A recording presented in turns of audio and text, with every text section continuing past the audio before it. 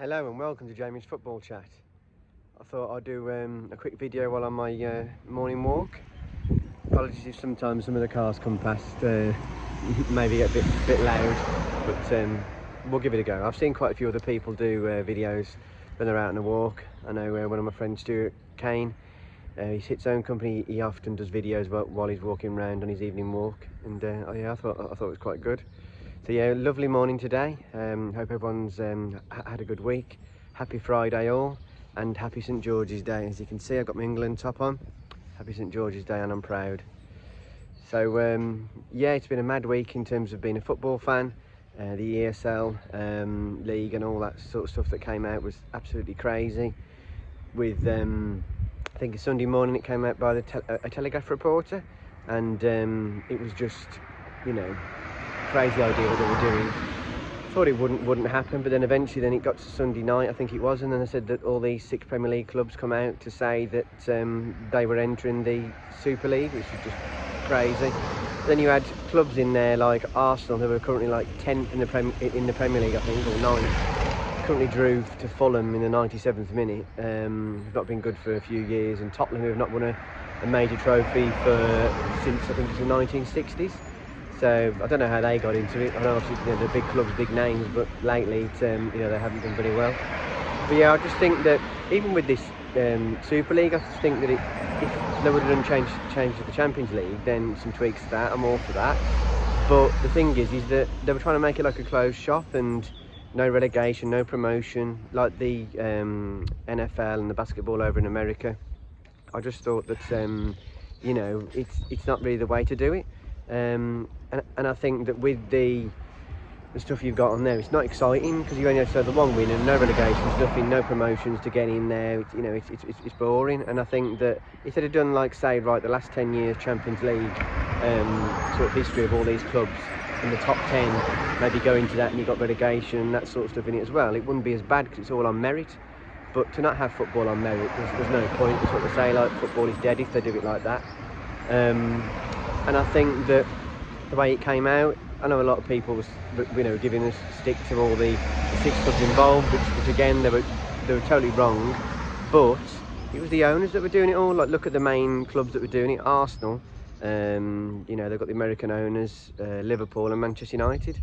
And me being a Manchester United fan, we know how bad the Glazers are. They've been over the club for 16 years, and I think they took 1.5 million out of the club. This is absolutely disgusting, and they've not put any money into the club either. And I just think it's, you know, it's just because they are greedy owners, as you know, as Neville and Carragher was saying, and everyone now can see that they don't care about the fans or the club or anything like that. And you know, they wanted to make it like a franchise, so you'd end up having like Man United in like Edinburgh or something. You know, we don't want that.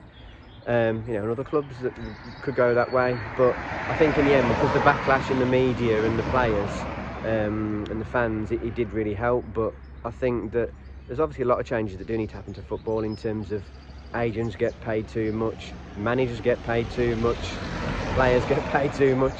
And you know, you see it with Mourinho. I think he's had about 90 million in sacking monies since he's you know, got the boot at each job. This is just crazy. So obviously, you know, when somebody interviewed a couple of days ago, no wonder he was happy.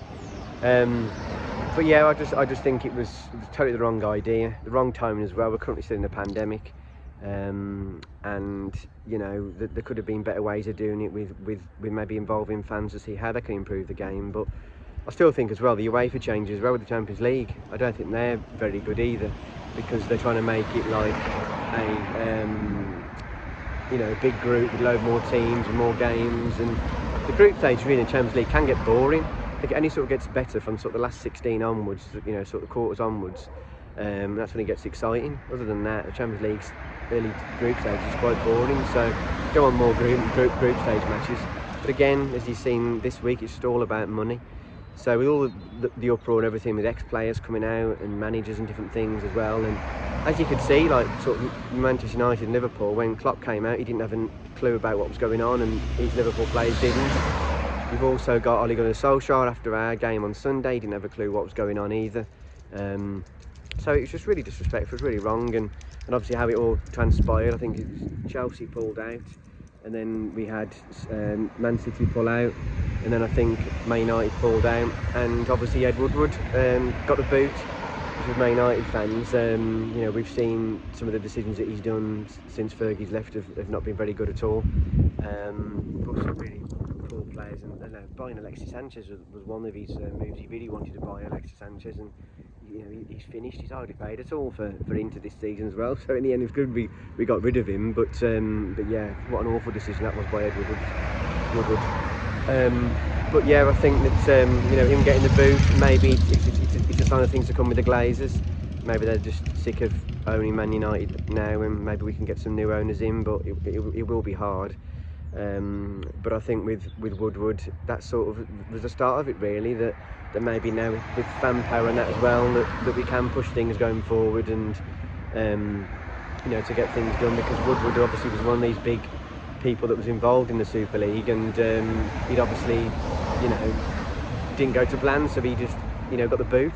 And obviously United couldn't go to Premier League meetings with him still in charge of us as chief exec, so you know, they got rid of him. So I think that what's happened with him, I think he's been paid like some ridiculous since he's been over in charge since 2013. I think it's like 20 million or something stupid. Like, again, his owners, executives get paid too much. It's all about greed, wanting more and more money, and the TV money, I think it's Simon Jordan said that, you know, keeps going up each year, but there will become a time when the TV money will just plateau and, you know, and not rise as much as it used to. But yeah, there's obviously such big news the last few weeks for football fans of the ESL, but eventually all the top six, well, not the top six at the moment, but the six big clubs in the Premier League come to their senses. And you know, I was just really pleased that in the end that came about, and it was, you know, it was good. And obviously some of the statements that were coming out with apologies and different things like that, I think a lot of them were not felt, because they probably didn't mean it. But again, they were trying to do the right thing to do with apologising. I don't think Tottenham and Arsenal apologised, but